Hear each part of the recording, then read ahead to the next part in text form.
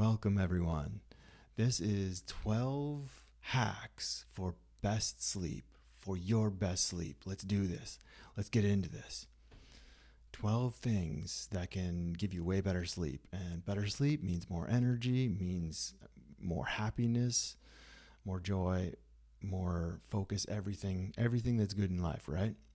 So let's get started. Number one, EMFs and RFs. So EMFs, you want to mitigate EMFs. So turning off your phone, put your phone on airplane mode, take your Wi-Fi router, turn that off, and Bluetooth devices, turn them off, unplug them. You want as low EMFs as humanly possible, and because it messes with your sleep.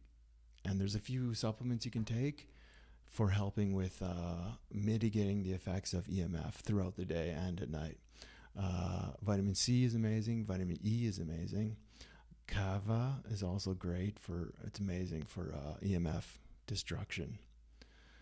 And yeah, EMF. So number two, let's do this. Number two is don't have any stimulants 6 hours before your bedtime. Like no coffee 6 hours before bedtime. You can even go further and say 8 hours before bedtime. That's even better. I found personally 8 hours before bed, no stimulants, is way better. It works better. Yeah, so no coffee within that time period. Sleeping supplements. So you can take supplements before you go to bed that have natural, healthy supplements that help you sleep. And I take a few of them, and they definitely help a lot. You can take niacin, no flush niacin, magnesium, bisglycinate or threonate are both the best. L-theanine is amazing. Melatonin, of course, everyone's heard of that. I wouldn't go too heavy on the melatonin. For me, I found that it makes me very groggy, so I don't take it at all. But it might work amazing for you. And glycine, that's one of the newer ones. That's people are talking about glycine. Take 2 grams of that or whatever. It's a protein, amino acid.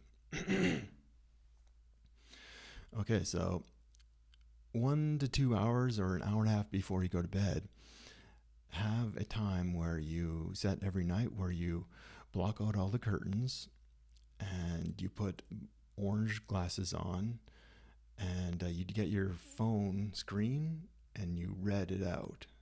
You can Google how do I red out my phone screen, and it literally turns totally red. It's amazing. The whole point of this is you want to take away the blue light. So blue light, when you're shining it in your eyes, it creates cortisol, which is a stress hormone, and it also it stops your mind from building up and producing melatonin. So both those affect your sleep greatly. So yeah, go block out all of your windows and turn everything red. You can put red light bulbs in your lamps. Also, you could have like candles. That's fine too. Yeah, so that was number 4. Next, number 5. Have a bedtime and stick to it. That's good. Number 6, get sunlight in the morning. Or if you're up before the sun, which I find I am a lot of the time, like at least half of the year, I'm up before the sunshine, right? Then what do? Just turn on a bunch of bright lights, and that'll help start your circadian rhythm, which is important. Yeah. So sunlight in the morning or bright light. And a lot of people say go outside and get 15 minutes of sunlight affects you more. Don't look straight at the sun because it's not good for you, generally speaking. But look up or whatever. Yeah. So next, number 7 is have a sleep journal. So write down the amount of hours you sleep every night and just look at it. Is it like, are you tired? And it says 6 hours every night, and you're like, damn, maybe I should get a couple more hours. Yeah. And sleep journal, it's important. Not eating right before you go to bed is important. Yeah, because if you're digesting food, like I used to eat like that when I was, sometimes I do from time to time, but when I was younger, it was like I couldn't go to bed without a big meal, like an hour before bed, but it takes at least 2-3 hours to digest a meal. Not even digest, but just for it to leave the stomach and go into the upper intestines. It takes like about 3 hours. So it's gonna take it takes a ton of energy to digest food. Like it takes 50% of the energy of your body or more.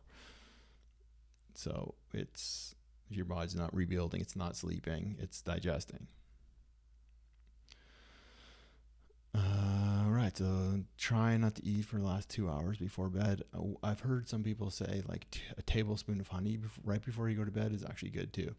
And that helps feed your liver throughout the night, which is, it's good for your liver. And it'll help you kind of fall asleep too. So that's one more. That's an extra one I threw in there.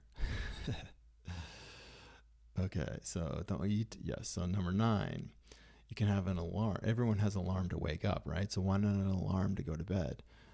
I have that. I don't always follow it, but I want to, have an alarm for when you turn off all the blue light from your screen, and follow that, and then go to bed within an hour or two after you turn on all the red light. Yeah. Heard one statistic, turning off the blue light an hour or 2 hours before bedtime and getting to bed on time and sleeping 7 to 8 hours a night reduces depression by 60%. That's one study that came out. I don't know where it came from, but it's probably true. There's a problem with light pollution in this day and age. It affects your brain, it affects your body, it affects your whole system.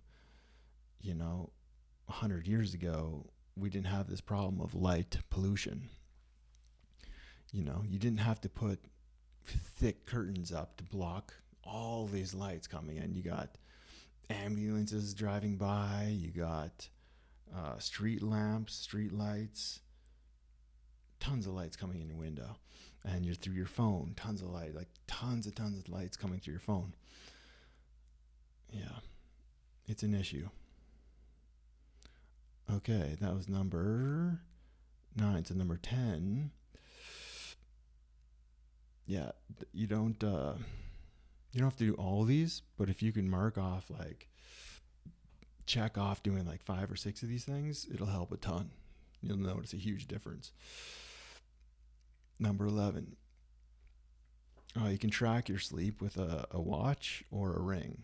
I haven't done this yet, but I want to get into it for sure. And it shows that your deep sleep cycles and this and that, and it shows your sleep quality, and it's amazing. Like, I want to get into that. Yeah. And number 12, yeah, I already mentioned this, light pollution. It greatly affects your melatonin and your cortisol. So one of the things that you need melatonin for is it helps clean out your mind. I think it cleans the plaque out of your mind, or cleans something out, something that builds up throughout the day. It cleans it. So that's another thing why melatonin is super healthy. I heard it also has a lot of anti-cancerous effects. Like, it's super strong. So we're all low in melatonin because we're all getting inundated by this tons of light. So that could be possibly one reason for the rise of cancer. Yeah, so there you go. 12 sleep hacks. Yeah, amazing.